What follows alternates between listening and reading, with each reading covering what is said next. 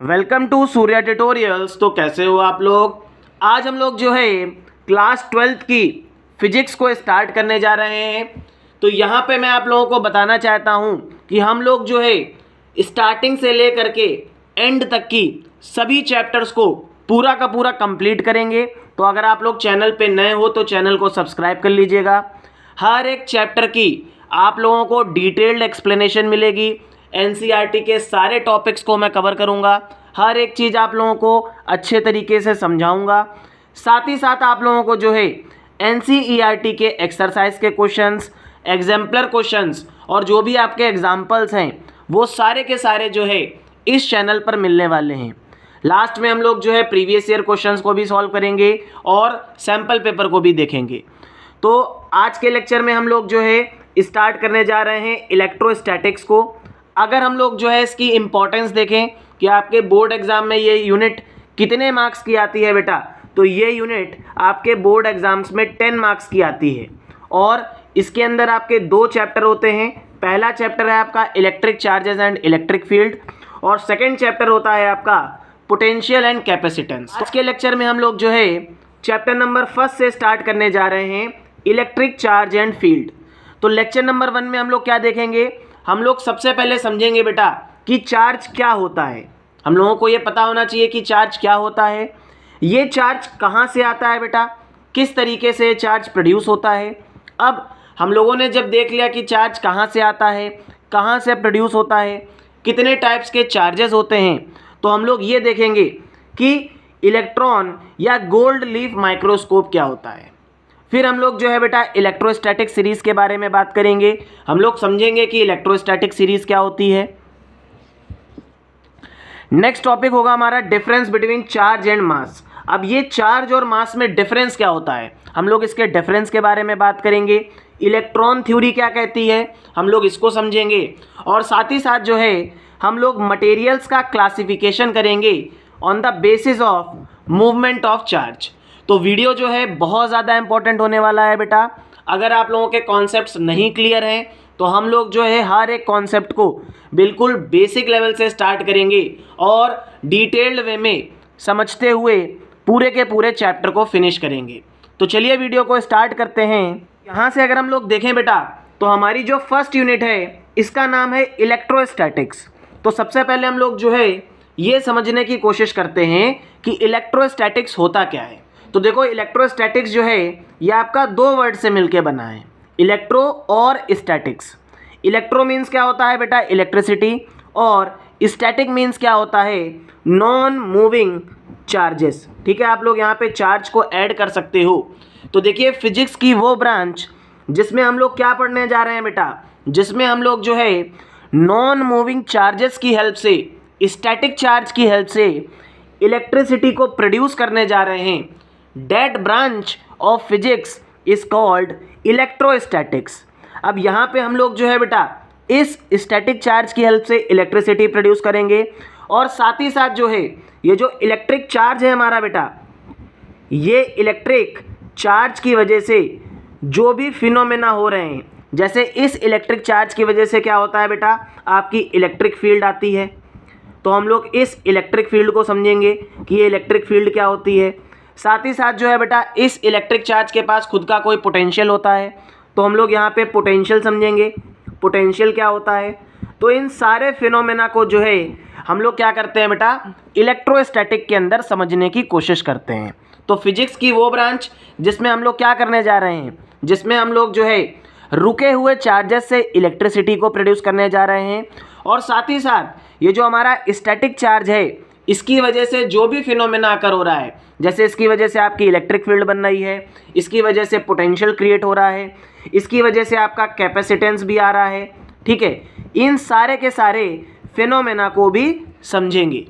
अब देखो आप लोगों ने क्लास 11th में ये पढ़ा था कि अगर 2 ऑब्जेक्ट रखे हैं जिनका मास m1 और m2 है और ये r डिस्टेंस की दूरी पर रखे हुए हैं, तो इनके ऊपर क्या करती है बेटा, एक फोर्स काम करती है, and that force is called gravitational force.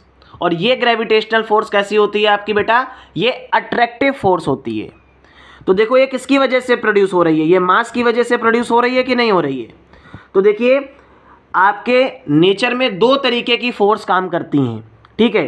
पहली जो फोर्स होती है बेटा ये मास की वजह से क्रिएट होती है, ये मास की वजह से लगती है। और दूसरी जो फोर्स होती है आपकी ये इलेक्ट्रिक चार्ज की वजह से प्रोड्यूस होती है। अब यहाँ पे हम लोग क्या कहेंगे कि अगर दो चार्ज रखे हुए हैं, मान लीजिए एक Q1 चार्ज रखा हुआ है और एक Q2 चार्ज रखा हुआ है और ये r डिस्टेंस की दूरी पर रखा हुआ है, तो इनके ऊपर भी क्या करती है बेटा, एक फोर्स काम करती है and that force is called electrostatic force. ये फोर्स क्या कहलाती है बेटा, ये इलेक्ट्रोस्टैटिक फोर्स कहलाती है। अब ये जो इलेक्ट्रोस्टैटिक फोर्स होती है आपकी, ये अट्रैक्टिव भी हो सकती है, ठीक है, ये अट्रैक्शन का भी काम कर सकती है, साथ ही साथ इसमें रिपल्शन भी होता है, ठीक है। हम लोगों ने यहाँ पे क्या देखा कि जो ग्रेविटेशनल फोर्स थी बेटा ये अट्रैक्टिव फोर्स थी, लेकिन जब दो चार्ज की वजह से जो फोर्स प्रोड्यूस हो रही है ये आपकी इलेक्ट्रोस्टैटिक फोर्स कहलाएगी। ये अट्रैक्टिव भी होगी और रिपल्सिव भी होगी, ठीक है। साथ ही साथ आप लोगों ने 11th में पढ़ा था ये जो ग्रेविटेशनल फोर्स होती है बेटा ये आपके मीडियम के ऊपर डिपेंड नहीं करती है, ठीक है। लेकिन आप लोग अभी पढ़ोगे कि हमारी जो इलेक्ट्रोस्टैटिक फोर्स होती है ये आपके मीडियम के ऊपर डिपेंड करती है।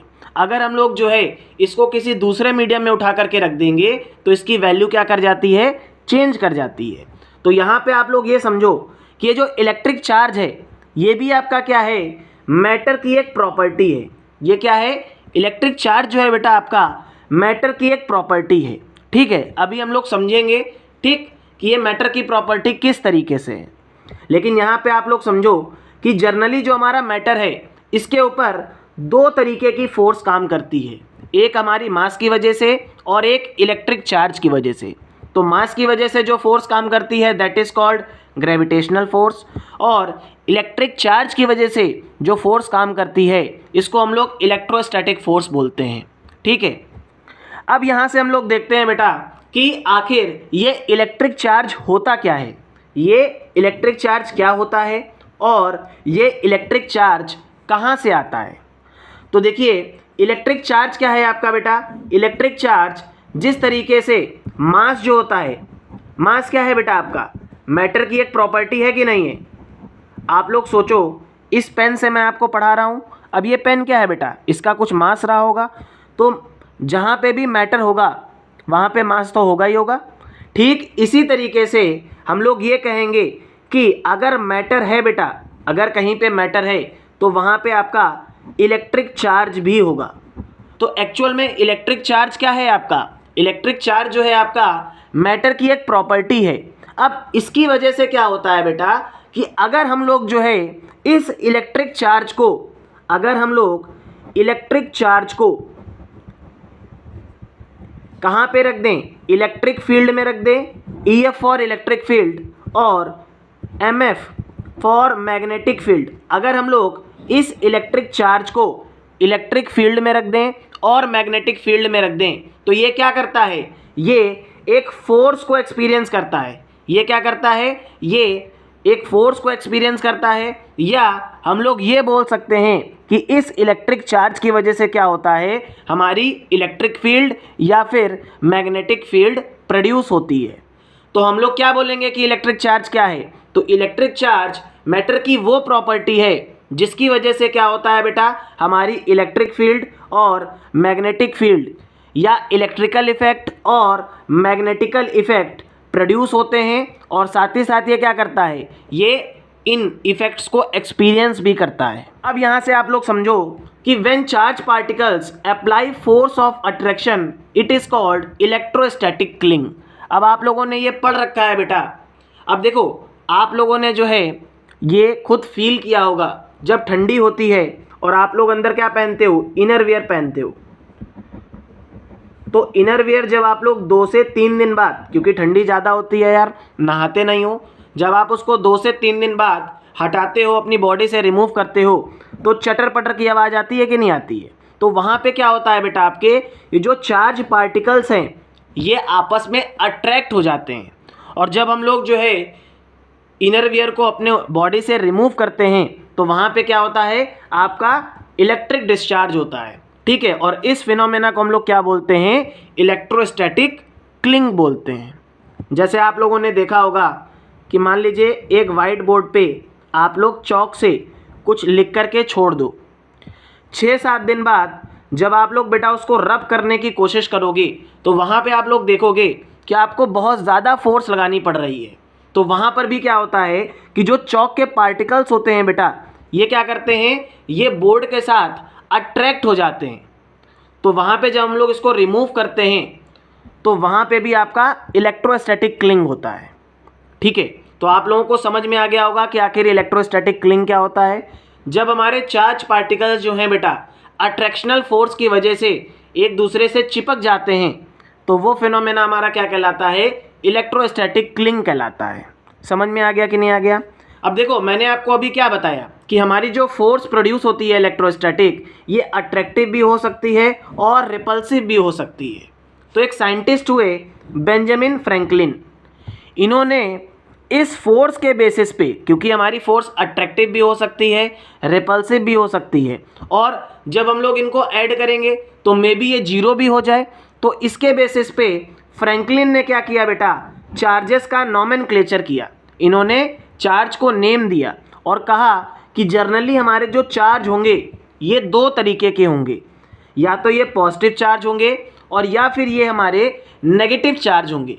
अब ऐसा फ्रैंकलिन ने क्यों कहा कि पॉजिटिव चार्ज ही होंगे और नेगेटिव चार्ज होंगे, बिकॉज आप लोग आगे चलकर ये पढ़ोगे कि चार्जेस का सम जो है, जब हम लोग टोटल चार्ज का सम करेंगे तो इट में बी जीरो, ये जीरो भी हो सकता है।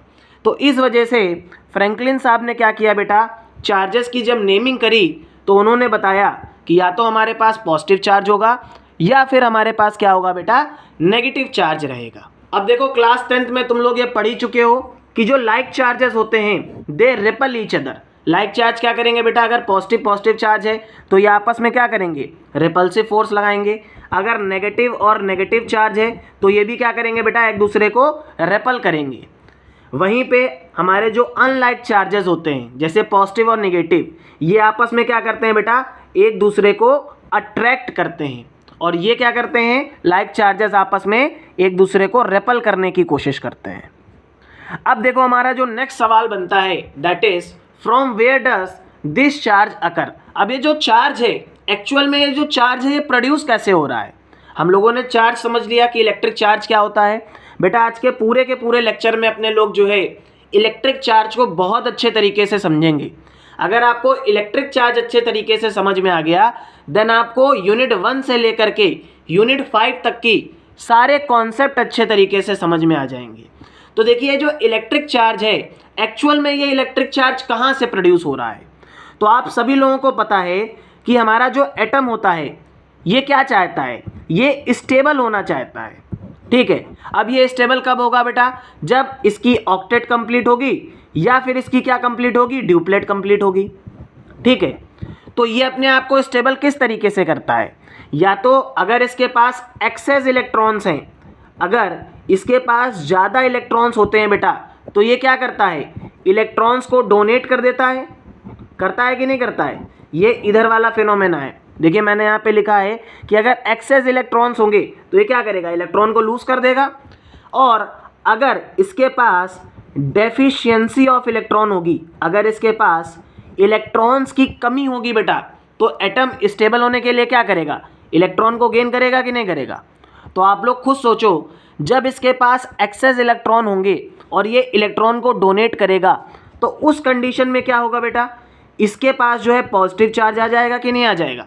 ठीक इसी तरीके से जब हमारा एटम जो है बेटा इलेक्ट्रॉन को गेन करेगा, क्योंकि इसके पास क्या है, डेफिशिएंसी ऑफ इलेक्ट्रॉन है, तो ये क्या करेगा, इलेक्ट्रॉन को गेन करेगा। अगर ये इलेक्ट्रॉन को गेन करेगा तो उस कंडीशन में इसके पास क्या आ जाएगा, नेगेटिव चार्ज आ जाएगा। तो एक्चुअल में क्या हो रहा है कि द एक्सेस और deficiency of electron in a body is the cause of net charge of body. तो देखो एक्चुअल में जो चार्ज है ये कहाँ से आ रहा है, ये चार्ज जो है आपका बेटा, अगर किसी एटम के पास एक्सेस इलेक्ट्रॉन है या डेफिशिएंसी है इलेक्ट्रॉन की, तो उस वजह से क्या हो रहा है, किसी भी बॉडी के पास चार्ज प्रोड्यूस होकर के आ रहा है। अगर इलेक्ट्रॉन ज़्यादा होंगे तो वो क्या करेगा, इलेक्ट्रॉन को डोनेट कर देगा और पॉजिटिव हो जाएगा। अगर इलेक्ट्रॉन कम होंगे तो वो इलेक्ट्रॉन को गेन करेगा और नेगेटिव हो जाएगा। दोनों ही कंडीशन में क्या करेगा, चार्ज को प्रोड्यूस करेगा। तो चार्ज को प्रोड्यूस करने का मेन रीज़न क्या है, एटम अपने आप को स्टेबल करना चाहता है, और स्टेबल वो कभी होगा जब उसकी ऑक्टेट या डुप्लेट कंप्लीट होगी। तो इस वजह से यहाँ पे ये मेन रीज़न है आपका। इसी वजह से क्या होता है बेटा, किसी बॉडी में चार्ज प्रोड्यूस होता है। अच्छा देखो, अब तुम लोगों के माइंड में क्वेश्चन आ रहा होगा, तुम लोगों के दिमाग में क्वेश्चन आ रहा होगा, सर आप ये बताइए कि आखिर इलेक्ट्रॉन ही क्यों मूव करता है। भाई प्रोटॉन भी तो मूव कर सकता है। आपने कहा सर इलेक्ट्रॉन ही मूव कर रहा है। तो देखो बेटा, प्रोटॉन जो है आपका, ये इस वजह से मूव नहीं कर पाता है because it requires a lot of force to move from nucleus, क्योंकि इसको बेटा बहुत ज़्यादा फोर्स की रिक्वायरमेंट होती है। जब ये अपने आप को न्यूक्लियस से बाहर निकालता है तो इसको क्या चाहिए, बहुत ज़्यादा एनर्जी चाहिए। ठीक है, तो इसी वजह से क्या होता है, हम लोग जो है प्रोटॉन को मूव नहीं करा पाते हैं। नाउ आप लोग एक चीज़ और समझ लो बेटा, कि जो हमारी बॉडी है, कोई भी बॉडी जो न्यूट्रल है, कोई भी बॉडी अगर न्यूट्रल है तो हम लोग जो है उसको डिफरेंट तरीके से क्या कर सकते हैं, चार्ज कर सकते हैं। जिसमें से जो हमारा फर्स्ट मेथड होता है that is charging by rubbing या फिर फ्रिक्शन। हमारे पास मान लो बेटा दो बॉडीज़ रखी हुई हैं, एक बॉडी ए है और दूसरी बॉडी बी है। ठीक है, अब जब हम लोग इनको रब करेंगे तो जैसे ही हम लोगों ने इनको रब किया तो यहाँ पर क्या होते हैं बेटा, इक्वल और अपोजिट चार्जेस प्रोड्यूस होते हैं। तो अभी मैं आगे चल के आप लोगों को समझाऊंगा कि किस तरीके से यहाँ पे चार्जेस प्रोड्यूस होते हैं। ठीक है, लेकिन उससे पहले हम लोग ये देखेंगे बेटा कि यहाँ पे जो चार्ज प्रोड्यूस हो रहे हैं, मान लीजिए हमने ए और बी बॉडी को रब किया। ए मान लो ग्लास रॉड है और बी हमारा क्या है, सिल्क क्लॉथ है। तो हमने ग्लास रॉड को सिल्क क्लॉथ के साथ रब किया। तो हम ये कैसे फाइंड करेंगे कि ए वाले के पास पॉजिटिव चार्ज होगा या बी वाले के पास पॉजिटिव चार्ज होगा। तो इसको समझने के लिए हम लोग क्या करेंगे बेटा, इसको समझने के लिए हम लोग इलेक्ट्रोस्टैटिक सीरीज़ को पढ़ेंगे। अब इलेक्ट्रोस्टैटिक सीरीज़ क्या कहती है कि अगर हम लोग जो है टू सब्सटेंस को रब कर रहे हैं, ठीक है, तो हमारे पास एक सीरीज़ है बेटा जिसमें ग्लास हमारा फर्स्ट नंबर पे है, सेकंड पे फ्लैनल है, थर्ड पे वुल है, फोर्थ पे सिल्क है, फिर मेटल है, हार्ड रबर है, वैक्स है, प्लास्टिक है एंड सल्फर है। ठीक है, तो एक तरीके से अपने लोगों के पास क्या है, एक सीरीज़ है जिसको आपको क्या करना पड़ेगा, लर्न करना पड़ेगा। ओके, तो देखो अगर हम लोग इनमें से कोई भी दो मटेरियल को रब करते हैं तो जो पहले वाला मेंबर होगा या जो पहले वाला मटेरियल होगा सीरीज़ में, उसके पास हमेशा पॉजिटिव चार्ज होगा और जो दूसरा वाला मटेरियल होगा उसके पास हमेशा नेगेटिव चार्ज होगा। सपोज़ करिए बेटा हम लोग ग्लास रॉड को हम लोग वुल के साथ क्या कर रहे हैं, रब कर रहे हैं।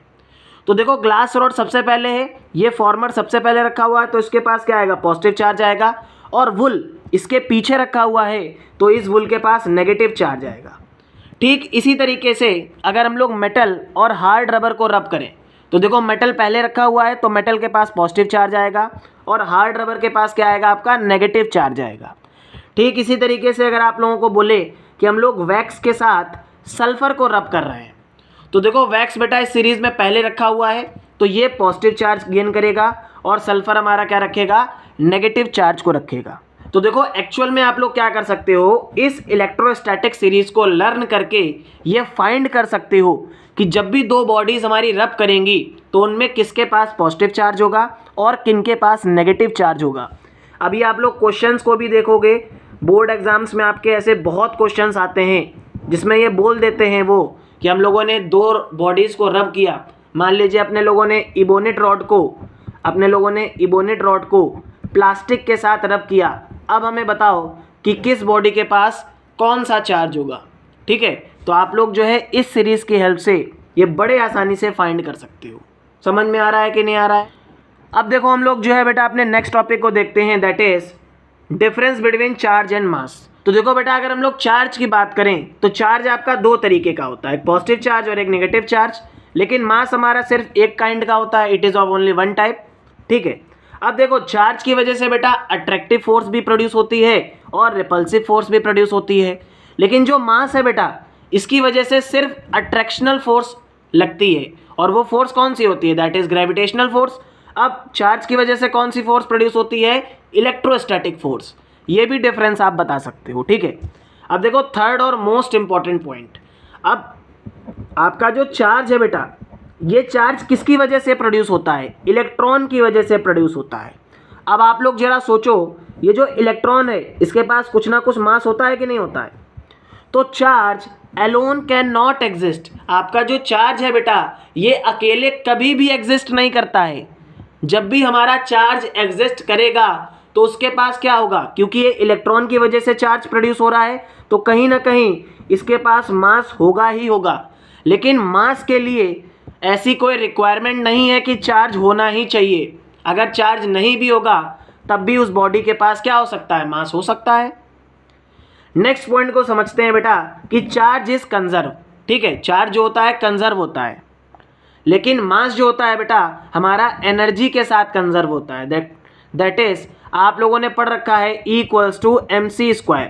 ठीक, लेकिन जो हमारा चार्ज होता है इटसेल्फ एलोनली, ये एलोन अकेले ही बेटा आपका क्या होता है? कंजर्व होता है। लेकिन जो मास होता है बेटा, इसको एनर्जी की भी रिक्वायरमेंट होती है कंजर्व होने के लिए। समझ में आ गया कि नहीं आ गया? अब देखो हम लोगों ने ये समझ लिया कि इलेक्ट्रिक चार्ज क्या होता है, इलेक्ट्रिक चार्ज कितने टाइप का होता है, इलेक्ट्रिक चार्ज किसकी वजह से प्रोड्यूस होता है, ठीक है, इलेक्ट्रिक चार्ज कहाँ से आता है।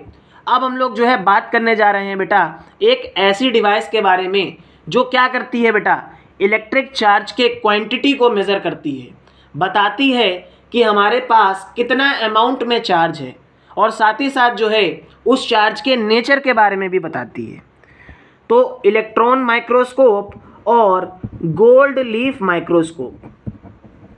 तो देखो इलेक्ट्रॉन माइक्रोस्कोप आपका क्या होता है? ये एक ऐसी डिवाइस है बेटा जिसका यूज़ करके हम लोग क्या करते हैं? चार्ज के नेचर के बारे में बताते हैं, और साथ ही साथ ये आपका जर्नली 3 पार्ट से मिलकर बनता है। यहाँ पे एक हमारा मेटल डिस्क होती है, ये आपकी मेटल रॉड होती है, और ये हमारा क्या होता है बेटा? गोल्ड लीफ होती है। आप लोग इसको जो है अच्छे तरीके से बना देना, थोड़ा सा फिगर जो है मिस्टेकली बनाए, ठीक है, इसको आप लोग करेक्ट कर लेना, ठीक है। अब ये आपका जो है बेटा ये वैक्यूम में होता है, इस तरीके से रखा होता है, ठीक। अब जितनी ज़्यादा ये जो हमारी लीफ है बेटा, जितनी ज़्यादा ये डाइवर्ज करती है, जितना दूर ये जाती है उतना ही अमाउंट में हमारा क्या होता है?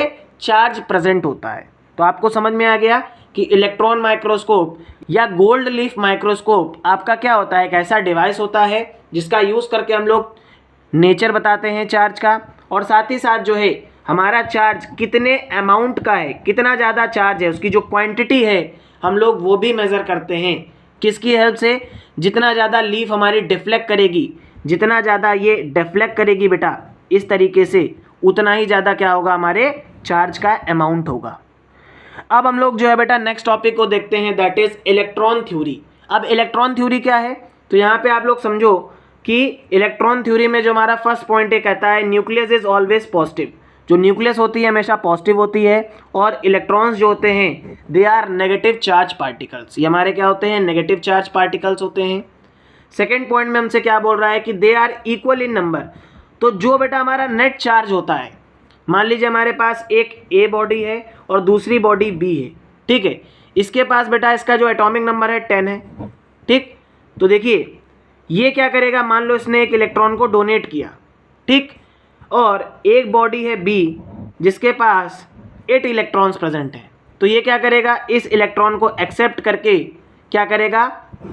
नेट चार्ज जो होगा यहाँ पे, जो हमारा नेट चार्ज प्रोड्यूस होगा ये हमेशा न्यूट्रल होने वाला है। मान लीजिए बेटा 2 बॉडीज़ हैं ए और बी, हमने इनको रब किया, अब एक इलेक्ट्रॉन इसके पास ज़्यादा था तो इसने इसको दे दिया, ठीक।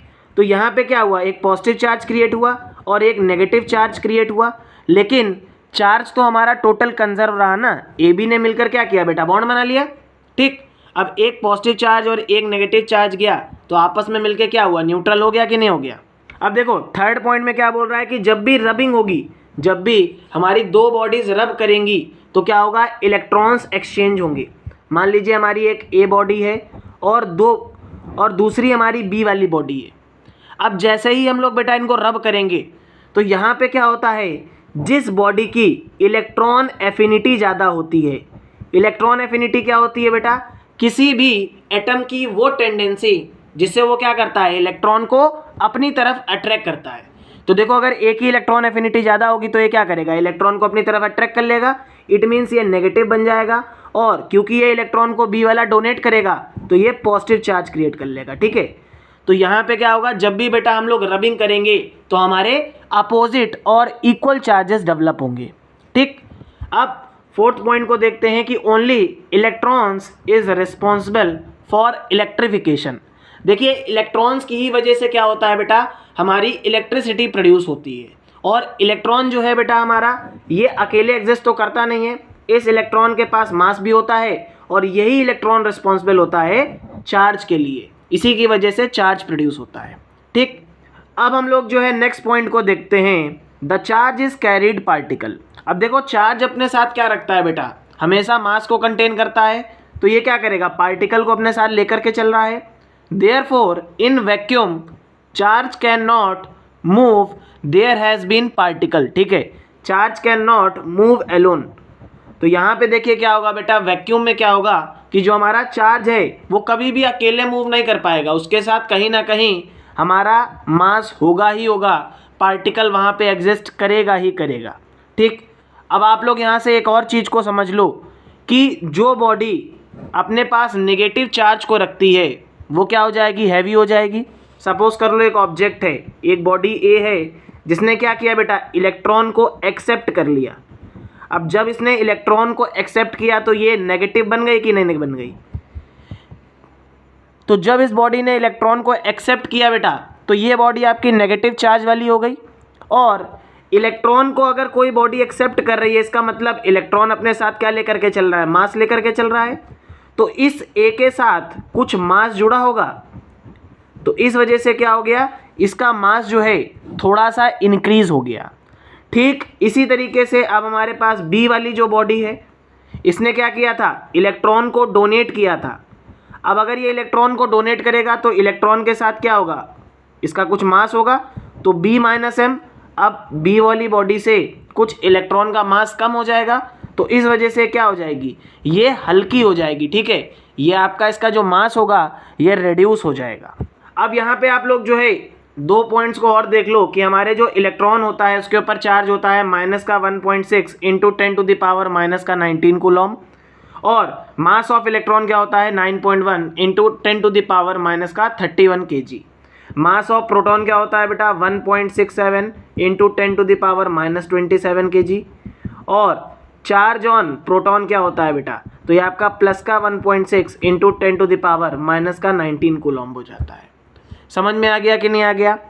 अब हम लोग जो है बेटा अपने लास्ट टॉपिक को देखेंगे इस लेक्चर का, that is classification of material with respect to charge movement. तो यहाँ पर हम लोग जो है सबसे पहले कंडक्टर्स की बात करेंगे। तो आप सभी लोगों को पता है कंडक्टर्स हमारे ऐसे मटेरियल्स होते हैं जिनके अंदर से बड़े आसानी से हमारा जो चार्ज है ये मूव कर जाता है।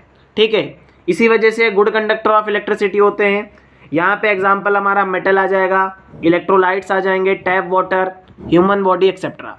अब देखो इंसुलेटर्स आपके क्या होते हैं बेटा, ऐसे मटेरियल्स होते हैं जो अपने अंदर से चार्जेस को मूव नहीं होने देते हैं।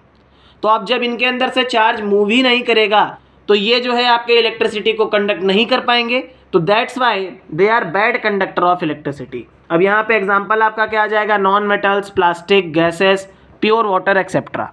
अब यहाँ पे हम लोग जो है एक बहुत इंपॉर्टेंट टॉपिक को डिस्कस करने वाले हैं, that is dielectric strength.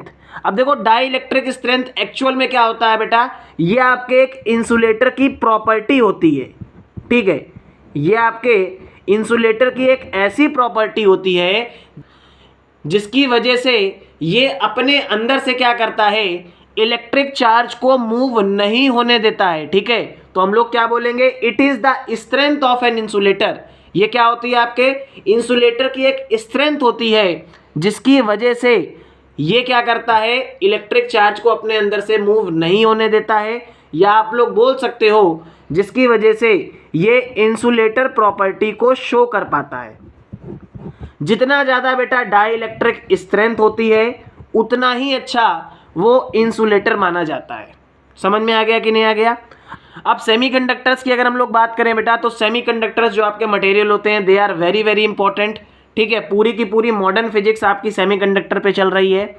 ये आपके कंडक्टर की तरीके से भी बिहेव करते हैं और इंसुलेटर की तरीके से भी बिहेव करते हैं। ठीक, अगर हम लोग टेम्परेचर को कम कर देंगे तो ये इंसुलेटर बन जाते हैं, और अगर हम लोग जो है रूम टेम्परेचर भी इनको प्रोवाइड कर दें, ठीक है, थोड़ा सा भी टेम्परेचर इंक्रीज कर दें, तो ये आपके कंडक्टर की तरीके से बिहेव करने लगते हैं और यहाँ से आपका चार्ज क्या होने लगता है, फ्लो होने लगता है। समझ में आ गया कि नहीं आ गया? अब हम लोग जो है बेटा लास्ट टॉपिक को देखते हैं, दैट आर सुपर कंडक्टर्स। तो देखो सुपर कंडक्टर्स हमारे ऐसे मटेरियल्स होते हैं या आपके ऐसे सब्सटेंसेस होते हैं बेटा जो लो टेम्परेचर पे जिनकी रेजिस्टिविटी जो होती है वो क्या हो जाती है, ज़ीरो हो जाती है। अब आप लोगों को पता है रेजिस्टिविटी क्या है बेटा? एक्चुअल में ये आपकी इंटरनल कैपेसिटी होती है। क्या होती है बेटा? इंटरनल कैपेसिटी होती है किसी भी सब्सटेंस की, जिसकी वजह से वो क्या करता है, चार्ज को अपोज करता है। क्या करता है? चार्ज को अपोज करता है। तो देखो जब कोई मटेरियल की रेजिस्टिविटी जीरो हो जाएगी, इसका मतलब क्या होगा, जितना चार्ज उसके अंदर से हम लोग पास करेंगे वो सारा का सारा चार्ज क्या करा देगा, अलाउ करेगा, बड़े आसानी से उसके अंदर से पास कर जाएगा। तो देखो ऐसे सब्सटेंसेस जिनकी रेजिस्टिविटी जीरो हो जाती है लो टेम्परेचर पे, वो हमारे क्या कहलाते हैं, सुपर कंडक्टर्स कहलाते हैं। तो देखो नेक्स्ट लेक्चर में हम लोग जो है बेटा मेथड्स ऑफ चार्जिंग के बारे में बात करेंगे और डिटेल में हर एक चीज़ को समझेंगे। आई होप आप लोगों को वीडियो अच्छा लगा होगा। अगर वीडियो अच्छा लगे तो प्लीज़ चैनल को सब्सक्राइब कर दीजिएगा, वीडियो को अपने फ्रेंड्स के साथ शेयर कर दीजिएगा।